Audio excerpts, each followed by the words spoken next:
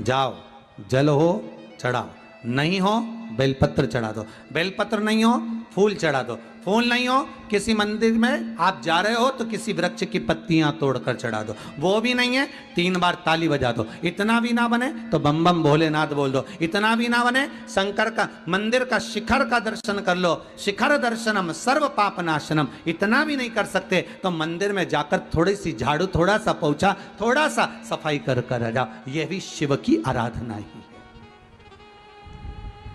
यह भी शंकर की आराधना। महाराज देवऋषि नारद के भीतर जो अहम समाया हुआ था, उन्होंने रुद्राक्ष को फेंक दिया,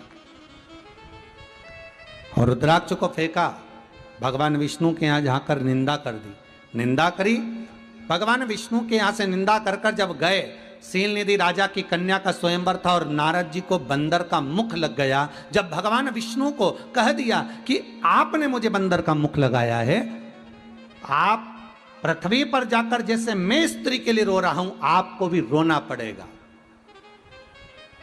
भगवान ने स्वीकार कर लिया, सब कुछ करा भगवान ने, आखिरी में नारद के भीतर का जो अहंकार था, कामदेव को जीतने के प्रति जो अहम भरा हुआ था, वो नारद का अहंकार चला गया, और नारद जी का अहंकार गया, तब नारद भगवान विष्णु से पूछते हैं कि मुझे कुछ ऐसा ज्ञान दे दीजिए जिस ज्ञान के बल पर मैं भगवान शंकर की आराधना करूं। तो शिव जी का सबसे पहला शब्द था कि सबसे पहले तुम गले में रुद्राक्ष की माला धारण करो।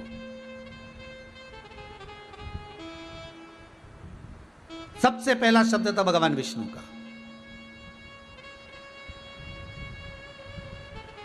और बड़ी प्रसन्नता की बात है साहब, जब कुबेरेश्वर धाम में रुद्राक्ष महोत्सव किया गया, सभी को रुद्राक्ष वितरण किए गए, कई लोगों ने फोन कर कर कहा गुरुदेव ऐसी कृपा रही कि घर में रुद्राक्ष रखा हुआ था तो रोग से हम बचे रहे, इस कोरोना महामारी में हम थोड़े सचेत रहे, बचे रहे।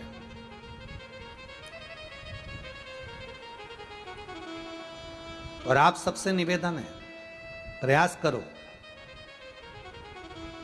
कम से कम आधा घंटा नहीं तो 15 मिनट, 15 मिनट नहीं तो 10 मिनट घर के सभी सदस्य एक जगह बैठ कर श्री शिवाय नमस्तुभ्यम, श्री शिवाय नमस्तुभ्यम, श्री शिवाय नमस्तुभ्यम, श्री शिवाय नमस्तुभ्यम, कम से कम 10 मिनट, 5 मिनट, 15 मिनट बैठकर भगवान शंकर का अनुमोदन करो। आप नहीं श्री शिवाय नमस्तुभ्यम बोल सकते, पंचाक्षर मंत्र बोलो, ओम नमः शिवाय, ओम नमः शिवाय, उच्चारण कर लो। ये भी नहीं कर सकते तो महामृत्युंजय मंत्र का स्मरण कर लो, वो भी नहीं कर सकते तो भीतर से गौरी शंकर का स्मरण कर लो, पर करो।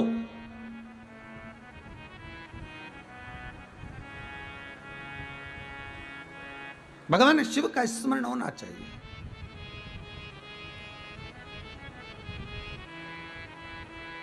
महाराज वो स्मरण जरूर, घर घर में भोले बाबा की जय होना चाहिए, जय होना चाहिए।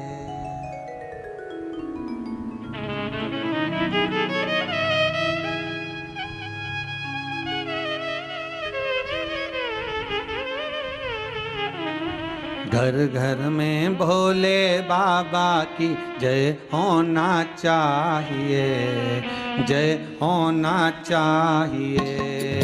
घर घर में भोले बाबा की जय होना चाहिए, जय होना चाहिए। घर घर में भोले बाबा की जय होना चाहिए, जय होना चाहिए। घर घर में भोले बाबा की जय होना चाहिए, जय होना चाहिए, जय होना चाहिए, जय होना चाहिए, जय होना चाहिए, जय होना चाहिए।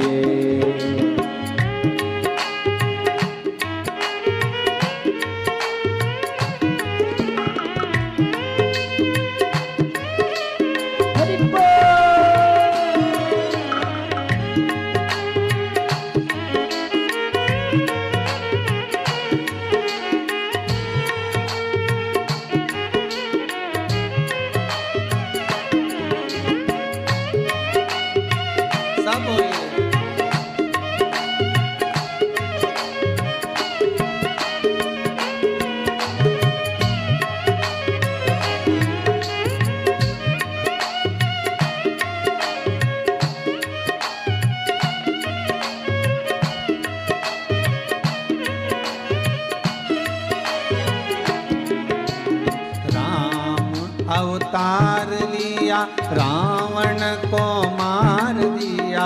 राम अवतार लिया रावण को मार दिया। राम ने अवतार लिया रावण को मार दिया। राम ने अवतार लिया रावण को मार दिया। वो रावण मारन वाले की, वो रावण मारने वाले की जय होना चाहिए, जय होना चाहिए, जय होना चाहिए, जय होना चाहिए। घर घर में भोले बाबा की, घर घर में भोले बाबा की, घर घर में शंकर बाबा की, घर घर में शंकर बाबा की जय होना चाहिए, जय होना चाहिए, जय होना चाहिए, जय होना चाहिए। जय हो।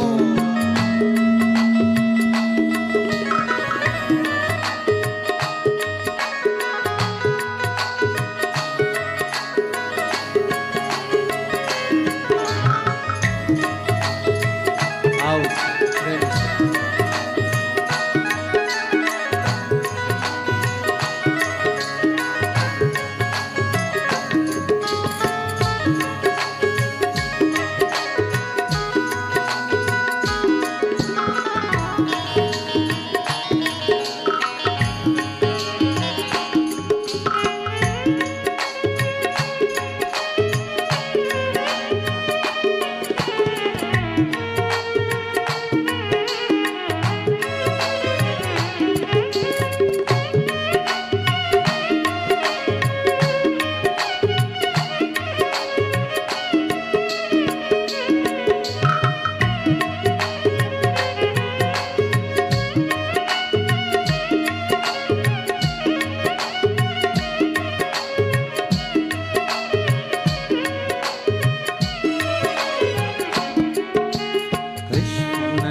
अवतार लिया कंसा को मार दिया। कृष्ण ने अवतार लिया कंस को मार दिया। कृष्ण ने अवतार लिया कंसा को मार दिया। कृष्ण ने अवतार लिया कंसा को मार दिया। कंस मारण वाले की, वो कंस मारने वाले की जय होना चाहिए, जय होना चाहिए, जय होना चाहिए, जय होना चाहिए।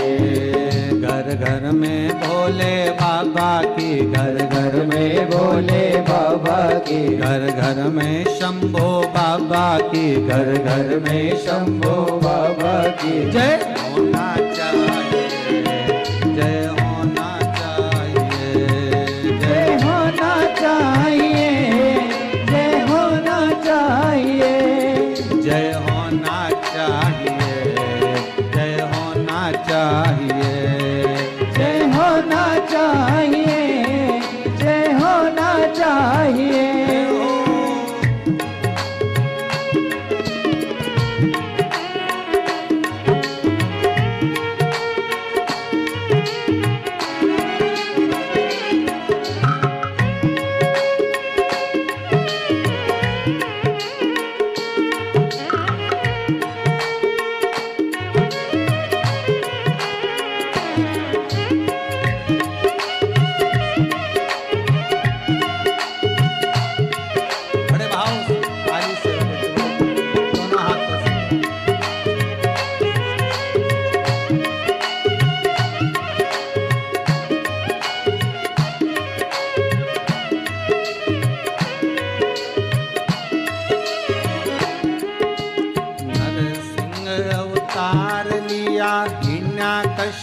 मार दिया। नरसिंह अवतार लिया हिरण्यकश्यप मार दिया। नरसिंह अवतार लिया हिरण्यकश्यप मार दिया। नरसिंह अवतार लिया हिरण्यकश्यप मार दिया। हिरण्यकश्यप कश्यप मारने वाले को जय होना चाहिए, जय होना चाहिए, जय होना चाहिए। घर घर में भोले बाबा की, घर घर में भोले बाबा की जय होना चाहिए, जय होना चाहिए, जय होना चाहिए, जय होना चाहिए, जय होना चाहिए, जय होना चाहिए, जय होना चाहिए, जय होना चाहिए, जय होना चाहिए, जय होना चाहिए, जय होना चाहिए, जय होना चाहिए। हर हर महादेव। भगवान शंकर का नाम स्मरण कैसे भी हो, किसी रूप में भी हो, और शिव का स्मरण होना चाहिए, किसी रूप में भी हो। भगवान विष्णु कह रहे हैं देव ऋषि नारद से, गलती है नारद आपकी। नारद, सबसे बड़ी गलती तो यह है कि आपने शंकर की निंदा करी है। दूसरी गलती यह है कि आपने रुद्राक्ष का अपमान किया।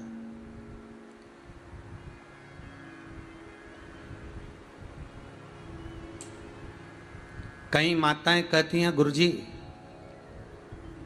हमने तो सुना है कि स्त्रियां रुद्राक्ष नहीं पहन सकती हैं। कहां लिखा है? कौन सी जगह लिखा है कि नारी स्त्री रुद्राक्ष नहीं पहन सकती?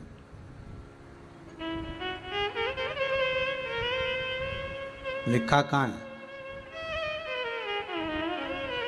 अरे भाई, जन्म से लेकर मरे तक रुद्राक्ष अगर गले में पड़ा है तो शंकर की कृपा दृष्टि आप पर पड़ी हुई है। उलझोगे नहीं कभी संसार में कहीं।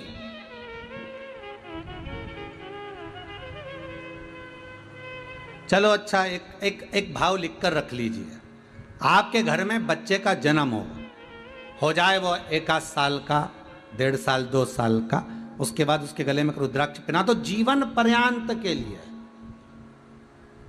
और उसकी पत्रिका कैसी भी हो, भले उसकी पत्रिका में मंगल हो, राहु हो, केतु हो, शनि हो, कहीं ढैया लग रहा है, कहीं 7.5 लग रहा है, कहीं राहु वक्री हो रहा है, कहीं केतु वक्री हो रहा है, कहीं कोई दुख आ रहा है, कोई तकलीफ आ रही, उसकी राशि में, उसकी पत्रिका में, उसके ग्रह में, उसके भाग्य में कितना भी दुख लिखा हो, एक रुद्राक्ष पटक दो उसके गले में। जीवन में शंकर की दृष्टि उस पर पड़ी रहेगी तो यह पक्का है कि उसको दुख का भान नहीं होगा, दुख का भान नहीं होगा।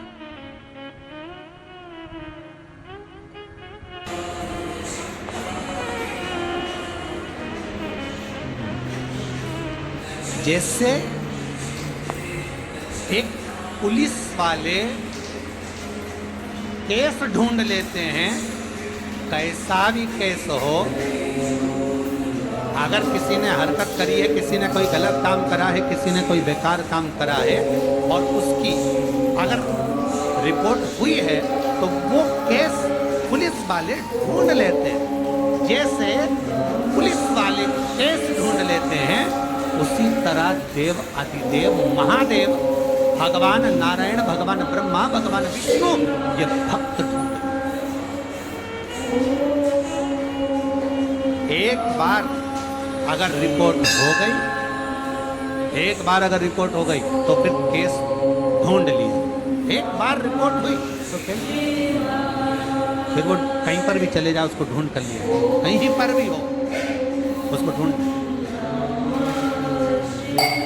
एक बार अगर रिपोर्ट हो गई ढूंढ, वो तो जैसे पुलिस वाले केस ढूंढ लेते हैं, उसी तरह देव अधिदेव महादेव, मेरा विष्णु, मेरा राम, मेरा कृष्ण, मेरा नारायण, एक बार गले में अगर रुद्राक्ष की माला आ गई, एक बार गले में रुद्राक्ष का मन का आ गया, एक बार तुलसी की माला तुम्हारे गले में आ गई, फिर भगवान ढूंढ, एक बार बस रिपोर्ट लिखाई तो ढूंढना उसका काम। उसी तरह एक बार गले में रुद्राक्ष आया, फिर वो उसकी मर्जी, वो ढूंढेगा। वो कैसे ढूंढता है ये उसके ऊपर, उसकी दृष्टि कैसे पड़ती है ये उसके ऊपर।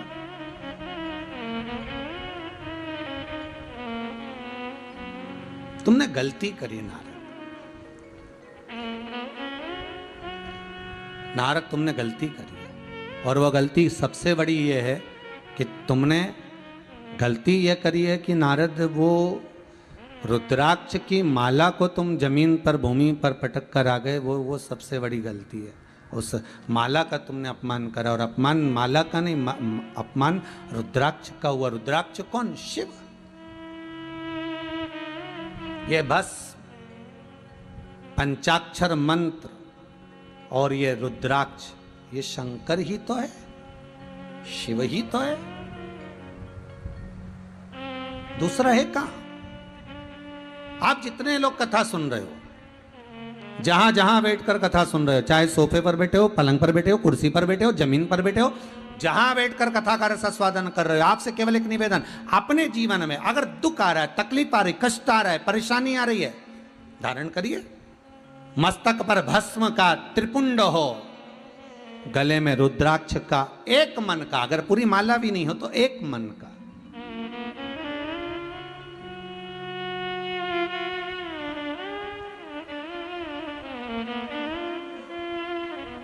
एक मन का, और मुख में भगवान का नाम, बस बहुत है। इस संसार सागर में उबरने के लिए बहुत है, इतना बहुत। देखो,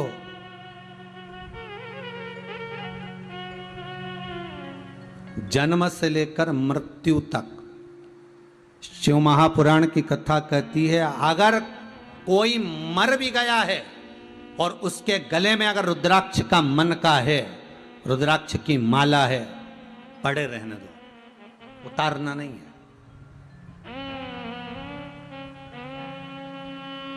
उतारना नहीं है।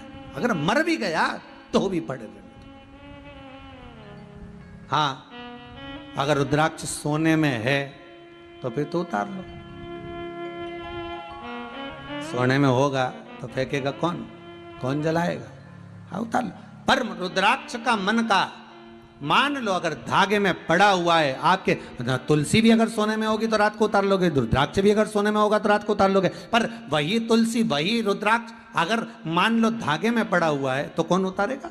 जाने दो। और वो रुद्राक्ष अगर आपके गले में पड़ा हुआ है, अंतिम समय तक पड़ा हुआ है, और मर भी गए, परिवार वालों से कह कर जाना, तन पर से सब नोच लेना, पर मेरे गले में जो रुद्राक्ष है उसको निकालना मती। वो रुद्राक्ष मेरे साथ अंतिम संस्कार में भी मेरे साथ होना चाहिए। मेरा शंभू, मेरे शंकर मेरे हृदय में है, और वो मुझे शमशान में मिलेगा, ये रुद्राक्ष के बल पर मिलेगा। आखिरी में वही मिलना, कोई दूसरा नहीं।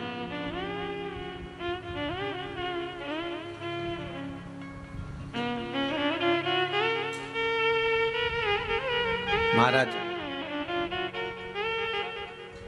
जब भी जन्म मिलेगा सेवा करेंगे तेरे, कहते तुमसे बाबा शरण रहेंगे तेरे। जब जन्म मिले, कहते हैं, शिव महापुराण की कथा कहती है, सुंदर भाव लिंग पुराण का वर्णन करता है, स्कंद पुराण कहती है रुद्राक्ष छाती पर, हृदय पर है, और अंतिम संस्कार भी अगर हो गया है, वो रुद्राक्ष का बल इतना प्रबल होगा कि मृत्यु लोक से छुड़ा देगा, फिर परमात्मा के धाम में पहुंचा देगा, फिर जन्म नहीं होने देगा। वो रुद्राक्ष की महत्वता है।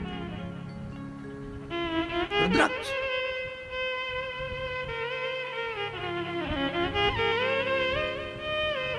जैसे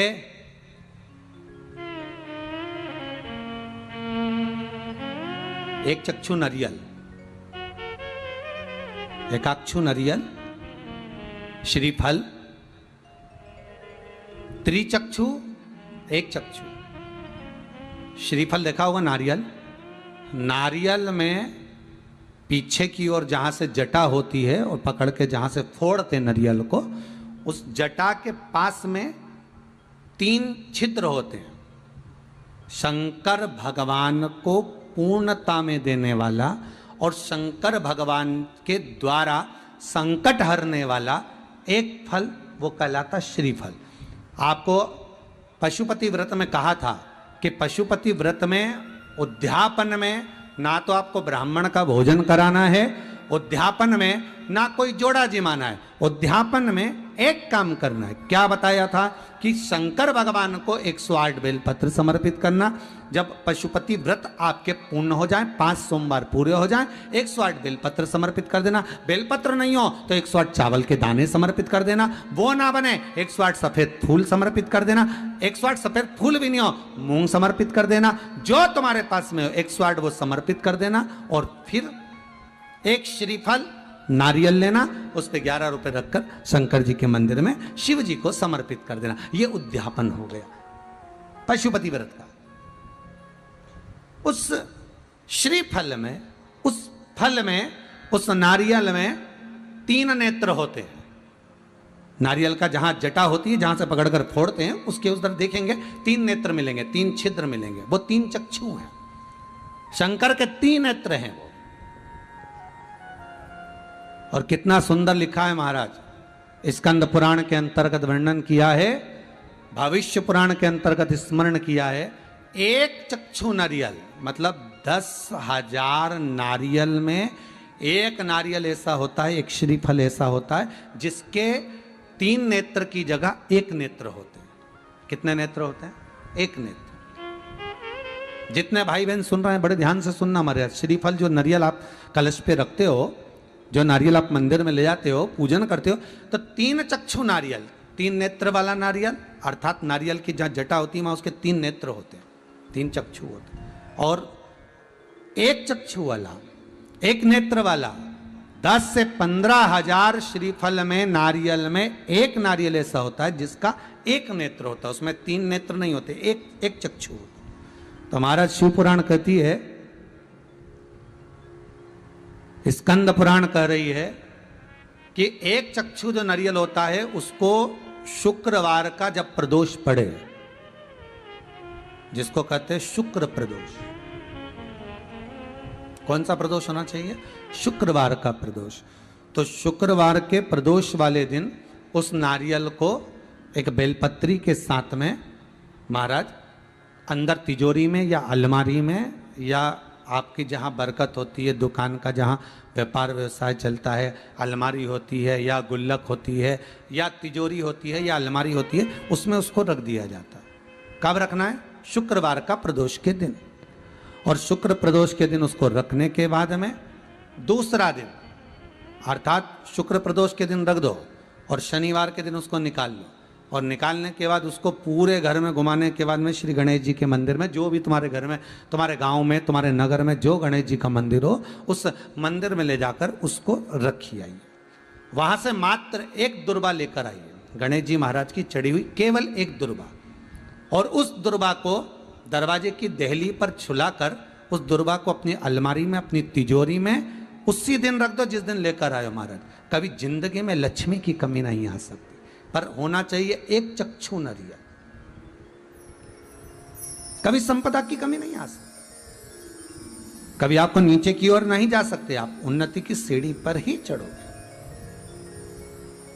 अग्र नहीं बढ़ो, आगे ही बढ़ो।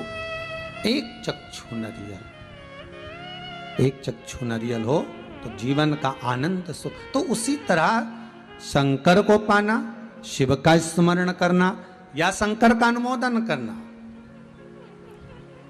पहले की कथा में, सुमानी जी वाली कथा में भी कहा था, शिव महापुराण अगर आप सुन रहे हो, आपकी चित्त वृत्ति में अगर शंकर की कथा आ गई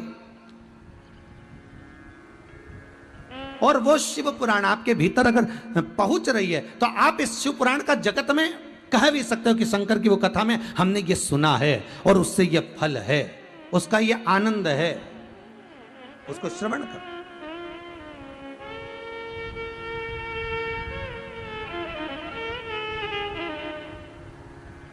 उस कथा को जनमानस तक मैं धन्यवाद दूंगा।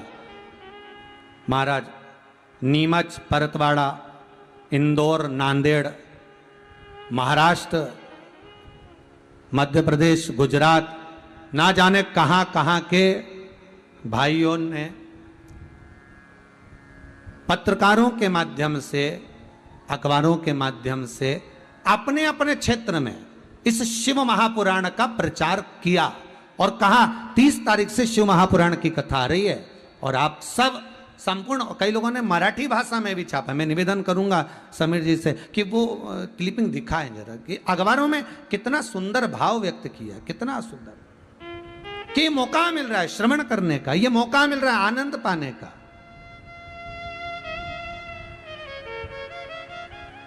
और इन सारे अखबार वालों को और जितने मीडिया वाले, इन सबको साधुवादता है मेरी, बहुत बहुत धन्यवाद, बहुत बहुत साधुवाद।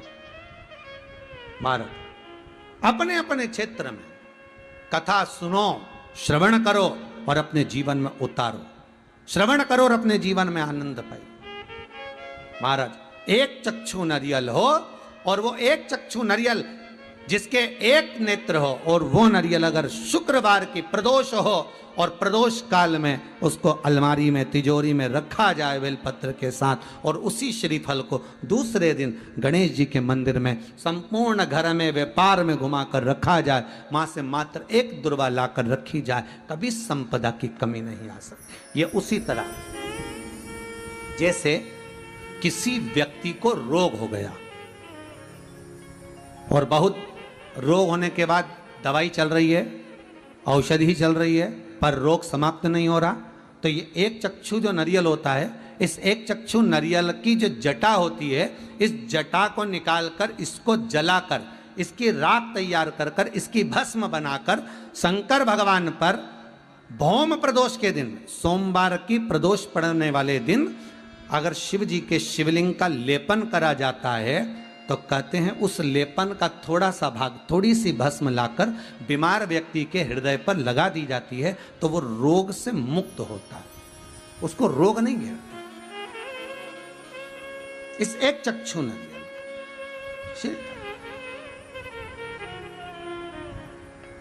देवर्षि नारद आपने गलती करी है। नारद जी बोले मैंने गलती करी? हाँ, क्या गलती हो गई मुझसे? गलती नारद जी आपने ये करी कि पहले तो शंकर की निंदा कर दी। ओहो, देवर्षि नारद बोले इसीलिए आपने मेरा सम्मान नहीं करा। भगवान विष्णु बोले ऐसा तो हो नहीं सकता कि मैंने सम्मान नहीं करा, सम्मान तो करा, पर अहंकार इतना समाया हुआ था, अभिमान इतना समाया हुआ था कि सम्मान आपको सहन नहीं हुआ।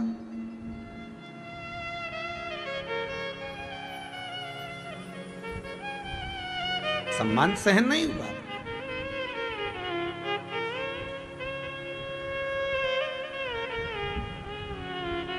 नारद भगवान को पाने का सबसे सुंदर तरीका है कलयुग केवल नाम आधारा, सुमर सुमर नर उतरहि। पर भगवान को पाने का सबसे सुंदर तरीका है भगवत नाम का स्मरण, भगवान की चर्चा, भगवान का भजन, भगवान का कीर्तन, भगवत स्मरण में डूबे।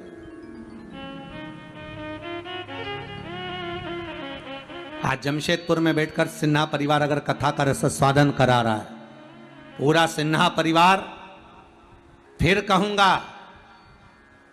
एक पीढ़ी नहीं 7 पीढ़ी नहीं, उज्जैनी में ऋण मुक्तेश्वर महादेव की दीवार पर बड़ा बड़ा पत्थर से खुदा हुआ लिखा है कि शंकर की शिव महापुराण की कथा, शंकर की कथा 71 पीढ़ी को तार देती है, एक पीढ़ी नहीं।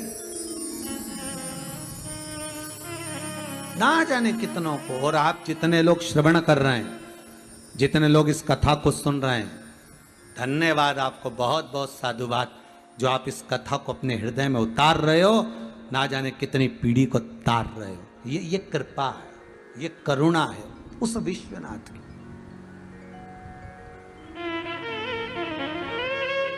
करुणा उस नारद, तुमने गलती तो करी है।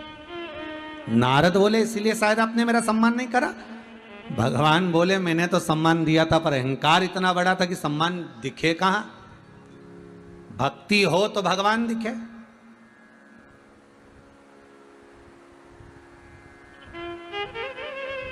पहले रेलवे स्टेशन जाते थे ना, तो स्टेशन पे वजन तोलने की मशीन लगी थी। आप लोगों ने देखी होगी जितने लोग कथा सुन रहे हो। स्टेशन पे पहले, बस स्टैंड पे, रेलवे स्टेशन पर वजन तोलने की मशीन लगी होती थी। उस पे चढ़ो, 5 रुपया 1 रुपया जो कलदार होता था वो उसके अंदर डालो तो एक स्लिप निकल के आती थी। इतना बड़ा कल्ली सी एक टिकट जैसी स्लिप आती थी। उसमें लिखा रहता था 55 किलो, 60 किलो, जो जितने किलो का होगा उतने किलो का निकली।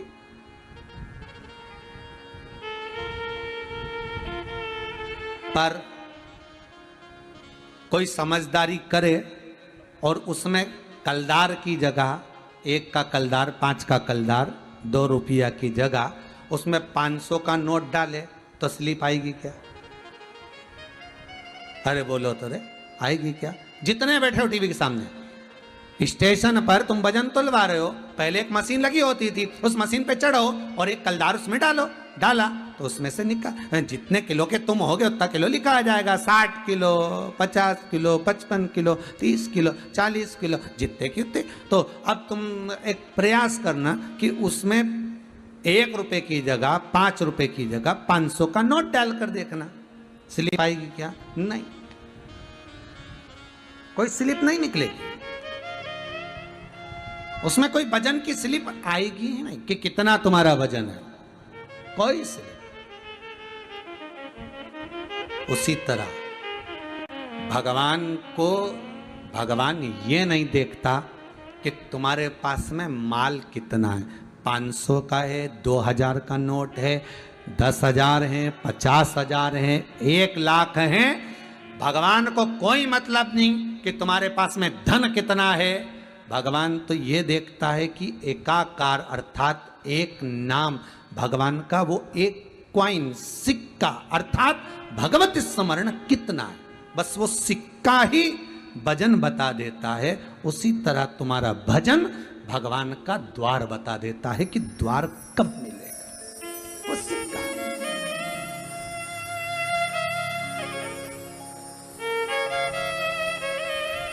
मात्र एक सिक्का वो दिखा देता।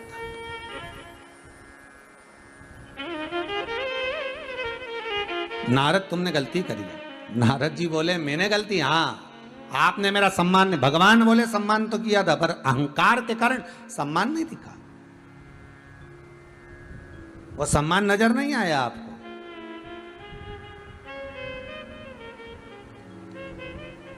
ओहो प्रभु, मैंने आपको श्राप दे दिया, आप मनुष्य बनकर इस मृत्यु लोक में आओगे और आपको भी स्त्री के लिए अर्थात अपनी पत्नी के लिए रोना पड़ेगा।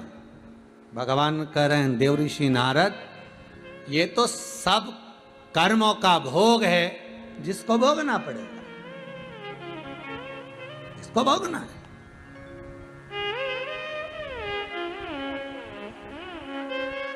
ये कर्मों का भोग है, ये हमारे मस्तक पर, हमारे सिर पर ये ऋण है जिसे चुकाना पड़ेगा। एक ऋण तो मेरे राम जी के मस्तक पर भी था, जो उनको कृष्ण अवतार में आकर चुकाना पड़ा।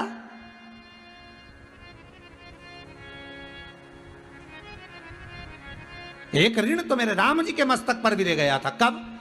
जब वन जाते समय माता जानकी को प्यास लगने लगी, सीता जी बिलखने लगी, मां जानकी के मुख से निकल गया, प्रभु बहुत प्यास लगी, मुझे बहुत प्यास लग रही है प्रभु। राम जी बोले जलाशय तो कोई पास में दिख नहीं रहा, मेरे नजदीक में कोई पानी का केंद्र, कोई पानी का स्थान, कोई तालाब, कोई सरोवर, कोई कुंड, कोई झरना नजर नहीं आ रहा। सीता जी बोली प्रभु आपको हाँ चलना चाहिए ना, तो जहाँ पानी हो ना उसके पास पास से चलना चाहिए, कम से कम पीने को तो मिल जाए। पानी नहीं मिल रहा, तड़प रही थी। वहीं पर एक मोर नाच रहा था, मोर नाच रहा है। राम जी ने हाथ जोड़कर मोर को बुलाया, प्रभु ए मयूर देव आइए। मोर दौड़ कर आया, प्रभु क्या आज्ञा है, क्या आज्ञा है प्रभु। राम जी बोले मोर हे मयूर, जानकी जी को प्यास लगी है, हमें पानी दिख नहीं रहा, आप उड़ते हो, ऊंचा बैठ जाते हो, आप सब दूर वन में जंगल में विचरण करते रहते हो, हे मयूर देव हे मोर आप बताओ ना पानी कहाँ है। मोर बोला प्रभु थोड़ी दूर पर पानी है, आप चलो मेरे साथ, मैं आगे आगे चलता हूं, आप मेरे पीछे चलो। राम जी बोले ठीक है, पर मोर ने कहा चलने में दिक्कत आई। राम जी पूछे वो कैसे। मोर बोला प्रभु चलने में ये दिक्कत आएगी कि आप तो पांव से चल लोगे पर मुझसे इतना चला नहीं जाएगा, क्योंकि मेरे पंख इतने बड़े हैं, इतना मैं चल नहीं पाऊंगा। तो राम जी बोले क्या चाहते हो। मोर बोला एक काम करता हूं, मैं उड़ उड़ के चलूंगा और तुम पैदल पैदल चलो। भगवान बोले ठीक है। तो मोर बोला प्रभु चल तो दोगे, पर मुझे एक बात बताओ, अगर मैं ज्यादा तेज उड़ गया और चले गया कहीं, फिर तुम्हें रास्ता कौन बताएगा, इसलिए एक काम करता हूं। भगवान बोले वो क्या। मोर बोला रास्ता मैं बताऊंगा, जहां जहां पर मेरा पंख गिरा पड़ा दिखे उसी रास्ते से तुमको आगे बढ़ते हुए आना है। राम जी बोले ठीक है। मोर चलता गया, उड़ता गया, पंख गिरते गए, राम जी चलते गए। राम जी के मन में आया मेरे पिता श्री दशरथ जी महाराज और मेरे गुरु बाबा ने बताया था कि मोर के पंख झड़ने का, पंख गिरने का भी एक समय होता है, एक महीना होता है, एक समय होता है, एक तिथि होती है। मोर के पंख झड़ने का भी एक समय होता है।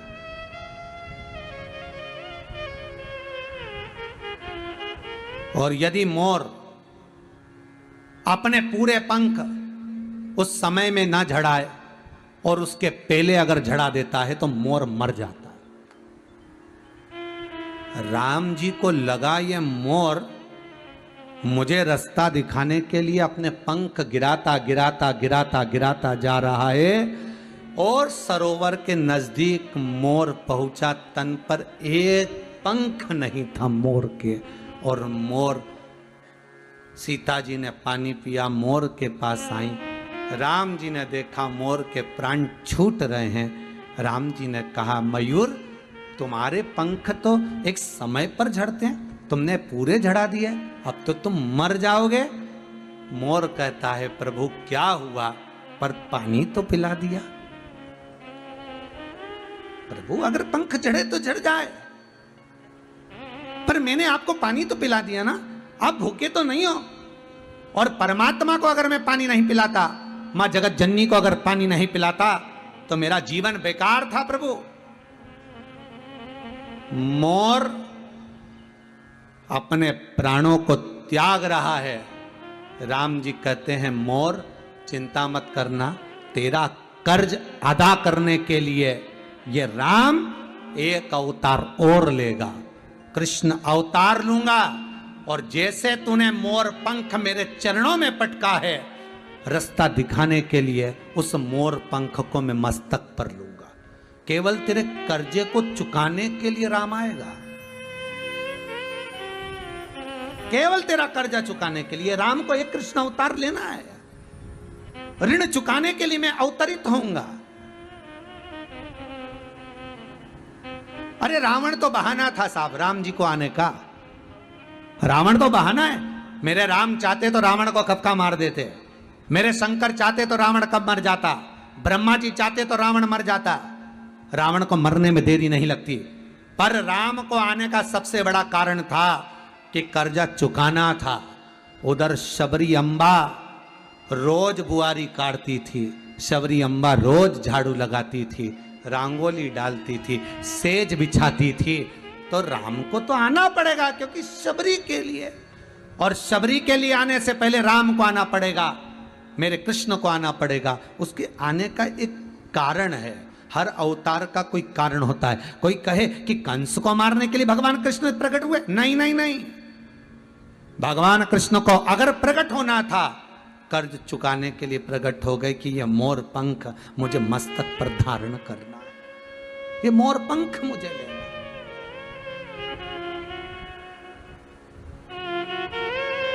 चुकाना है।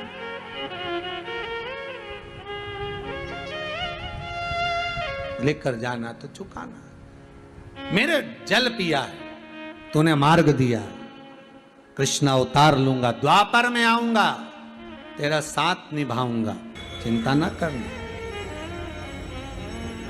तेरे पंख झड़ गए, दुख है, कृष्ण अवतार में मैं खुद मोर नृत्य करूंगा। करा, मोर कुटी पर जाकर मेरे भगवान कृष्ण ने मोर नृत्य करा। तो भगवान विष्णु क्या गलत कह रहे हैं देवर्षि नारद? शिव महापुराण की कथा कहती है, कथा का आज प्रथम दिवस है, नारद जी के चरित्र से इस कथा को प्रारंभ करा है। पूरी कथा में 7 दिन में रुद्राक्ष का महत्व, भस्म का महत्व और भगवान के मंत्र का महत्व, इस त्रिवेणी संगम को लेकर ये पूरी 7 दिन की कथा करेंगे। एक एक भस्म का चरित्र स्मरण करेंगे कि कौन सी भस्म शंकर को कब चढ़ाना चाहिए और उसको कहां लगाना चाहिए। अगर घर में रोग आ गया तो भस्म कौन सी लगाना है, बुखार ज्यादा आ गया तो भस्म कौन सी समर्पित करें, लीवर किडनी गड़बड़ हो गया कौन सी भस्म शिव जी को चढ़ाई जाए, उस भस्म को कैसे लिया जाए, कैसे धारण किया जाए। कैंसर जैसा रोग भी हो गया तो भस्म शंकर को कैसे चढ़ाकर उस स्थान पर लगाई जाए जहां पर कैंसर हुआ है।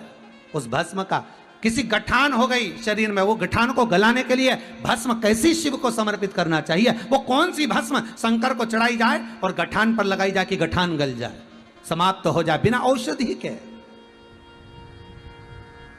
शिव महापुराण में एक एक वर्णन, स्कंद पुराण में, लिंग पुराण में, नर्मदा पुराण में एक एक वर्णन आता है। पूरी कथा में ये जो सिन्हा परिवार जमशेदपुर से जो कथा करा रहा है, इसमें पूर्ण तरह से ये त्रिवेणी संगम को लेकर चलेंगे। रुद्राक्ष, भस्म और प्रभु का मंत्र जाप, स्मरण, समझे उसको। इसलिए आज कथा में पहले दिन तो हमने रुद्राक्ष का थोड़ा सा महत्व, थोड़ा सा भस्म का महत्व, कि नारियल की जटा, एक चक्षु नारियल की जटा की उस भस्म का क्या फल है, थोड़ा सा।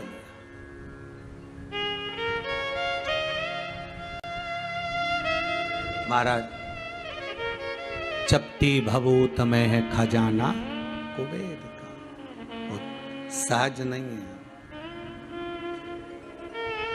शमशान की राख, शमशान की जरा सी राख कपड़े पे लग जाती है, तन पे लग जाती है तो घर आकर नहाना पड़ता है, कपड़े को धोना पड़ता है, और वही मुर्दे की राख मेरे शंकर को चढ़ जाती है और वो करोड़ों में बिक जाती है।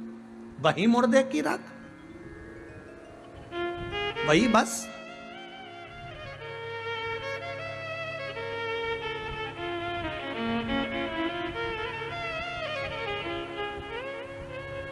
वो साधारण नहीं, वो सरल नहीं महाराज।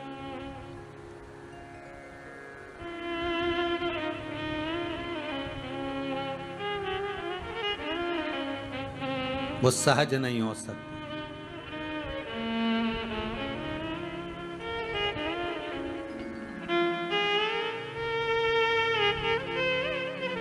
उसको पहचाने, उसको जाने। आज मेरे भोले का सारा जग ही दीवाना है, आज मेरे भोले का सारा जगत दीवाना है।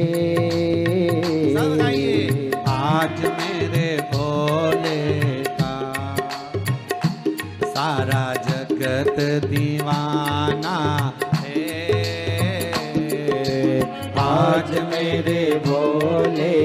का सारा जगत दीवाना है। बिना मांगे मिले सब कुछ, बिना मांगे मिले सब कुछ, ऐसा अजब ठिकाना है। बिना मांगे मिले सब कुछ, ऐसा जब ठिकाना है। आज मेरे भोले का सारा जग ही दीवाना है। आज मेरे भोले का सारा जगत दीवाना है। आओ से दोनों हाथों से ताली सेवा देते हुए जय हो। आओ ताली सेवा देते हुए अलमस्त होकर आनंद।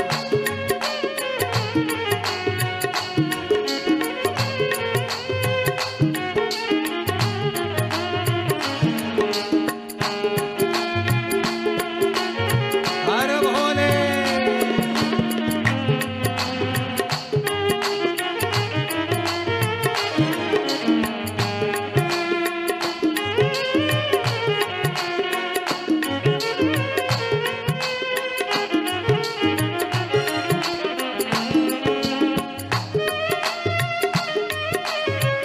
जय हो।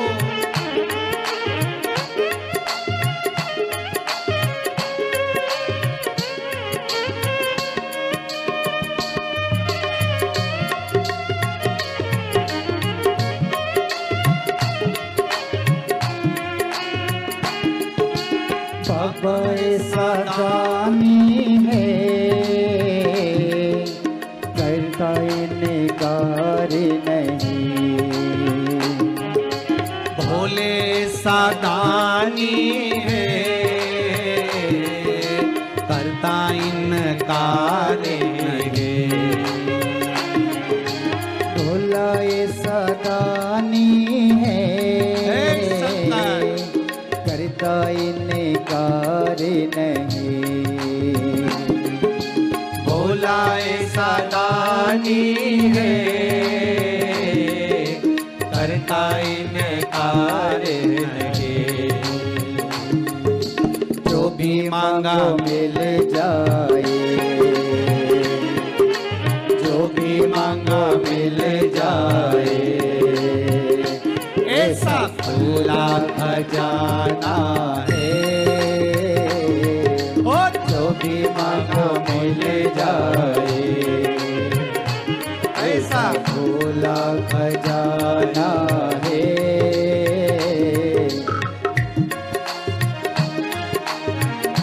हर भोले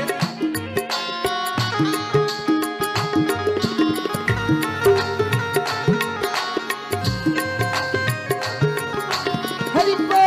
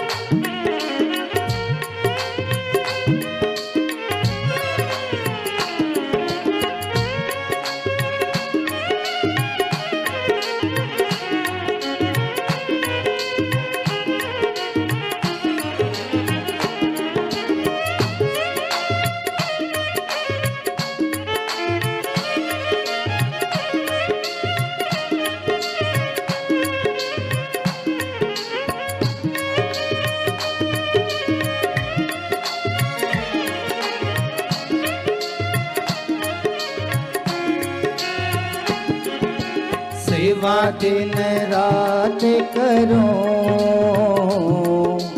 हर पल हर एक क्षण हो। सेवा दिन रात करो, हर एक क्षण। सेवा दिन रात करो, कैलाशी है हरे पल हर एक क्षण।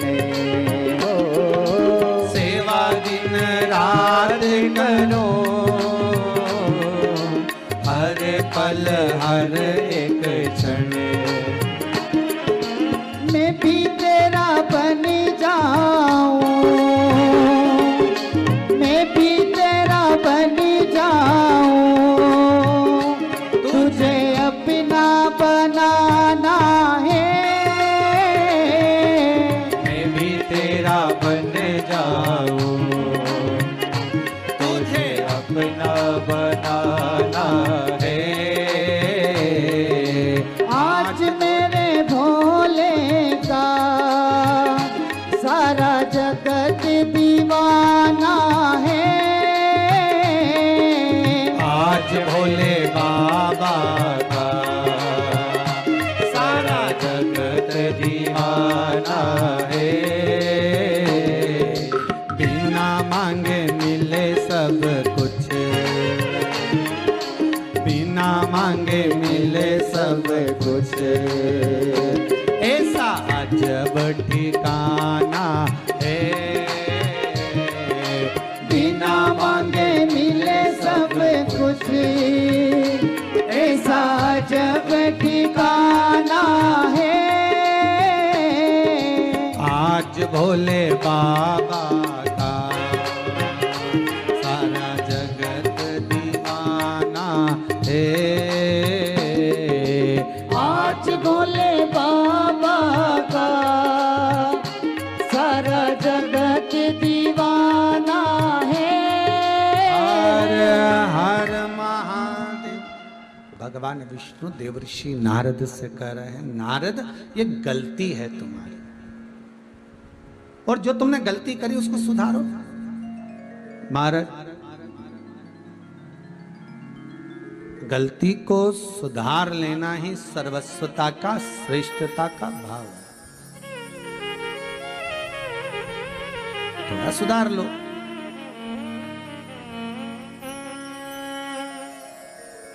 नारद जी बोले, प्रभु हाँ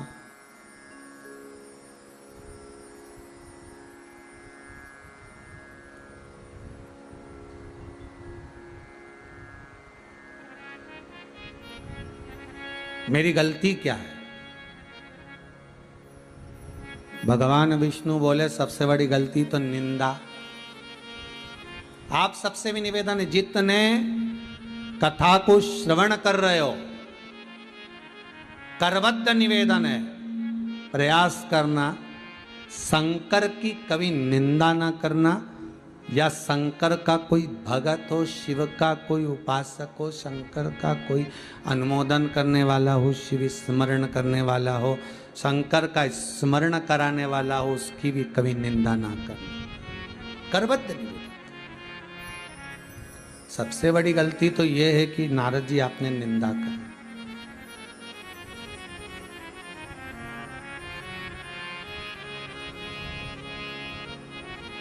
पहले के समय में 7-8 दिन तक जब बुखार नहीं उतरता था, आजकल तो ये कोरोना जैसा क्रम हो गया कि कोरोना का बुखार भी बहुत दिन तक चलता रहता है?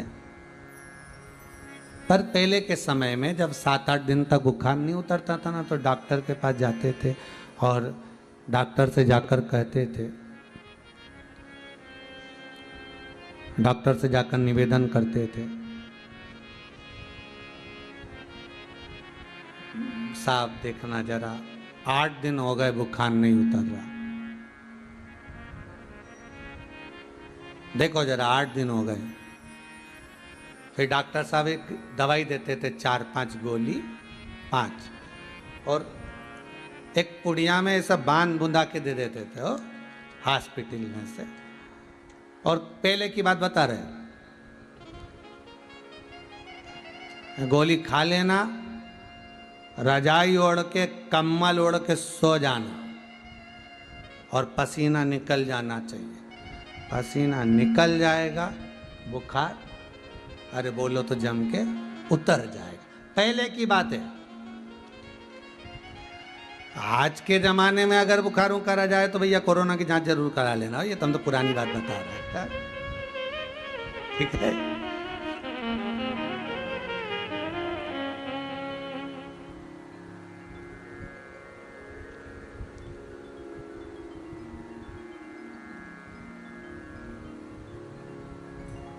एक मैसेज में कहीं लिखा हुआ था, पति और पत्नी के गुस्से में क्या अंतर है। पत्नी और पति के क्रोध में, गुस्से में क्या अंतर है। तो उसमें लिखा था, पति का क्रोध पुराने बुखार जैसा होता था कि खुद पर आ गया, खुद ही भुगत लो और अकेले में पड़े रहो और तपते रहो। और पत्नी का क्रोध, तो कहा पत्नी का क्रोध आज के कोरोना जैसे बुखार जैसा है, जिसके भी संपर्क में आता है उस पर उंडेल जाता है। दोनों में अंतर है, पति का क्रोध और पत्नी के क्रोध में अंतर।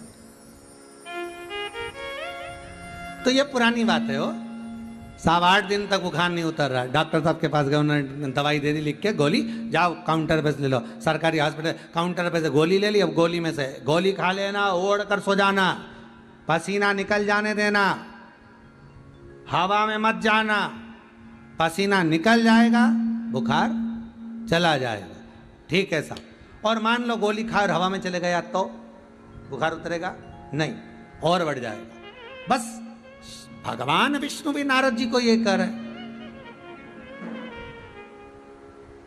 भगवान विष्णु भी नारद को यही कह रहे कि इस अहंकार को निकल जाने दे।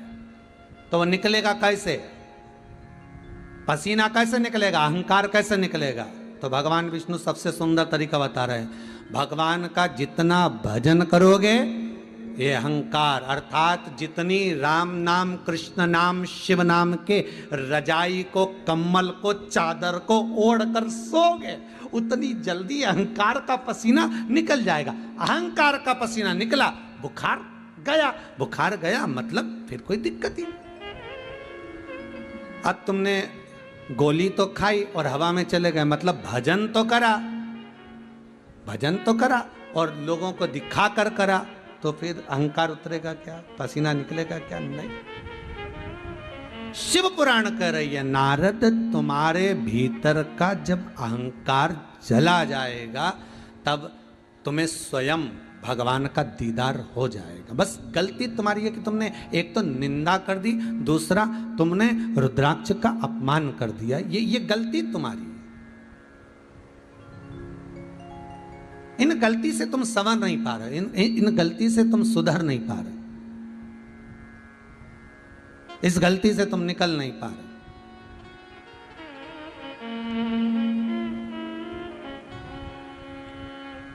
नारद जी बोले, प्रभु आप बताओ क्या करना। भगवान बोलते हैं, ठीक है, एक काम करो, सबसे पहले तो रुद्राक्ष की माला पहन लो। देव ऋषि नारद मन में सोचे कि अभी हाल छोड़कर आया था और फिर रुद्राक्ष की माला वापिस पहन लो, ये कहाँ का तरीका है? फिर याद रखना बहुत अच्छी तरह से, बहुत ध्यान देना महाराज, जिस चीज का अहंकार होता है सबसे पहले वही छूट जाती है। नारद जी जिस माला का अपमान करे थे, नारद जी को वही माला वापिस पहनना पड़ी, वही माला नारद वापिस पहने, वही माला। ठीक है, तो नारद जी बोले